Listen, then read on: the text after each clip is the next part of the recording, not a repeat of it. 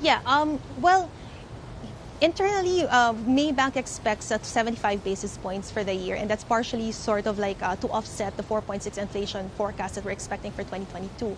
Having said that, as I mentioned, the demand is actually much more fundamental. Like there are still a lot of people who don't have houses in the Philippines, so that kind of like fundamental push with us restarting the economy, with jobs actually being created again, that's going to be sort of like the main driver. What about infrastructure, construction, build back better? Because Marcos Jr. seems to want to continue that Digong or Duterte policy.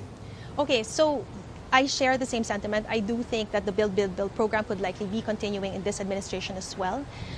The government recently approved the Public Service Act, which basically lifted the foreign ownership restrictions in certain public service assets like air transport, toll roads, rails, and that could be a real stimulant to foreign investments coming in. So this is full ownership then? Full foreign ownership allowed? Yes, full ownership allowed for... Including from Chinese interests? Well, there is a restriction on government-owned or controlled entities, but in essence, yes, full ownership will be allowed for those certain areas, certain sectors. Right, last one, and I'll leave you to sort of navigate around this because this is pretty controversial, but a big worry for people out there, and that is with Bongbong Marcos, what's called legacy or appropriation risks.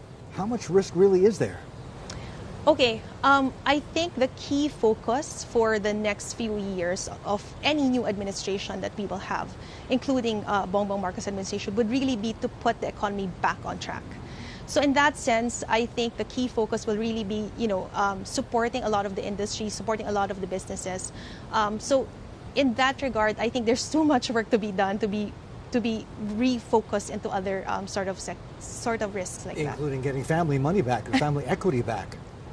Is that what you're saying? Including all personal interests.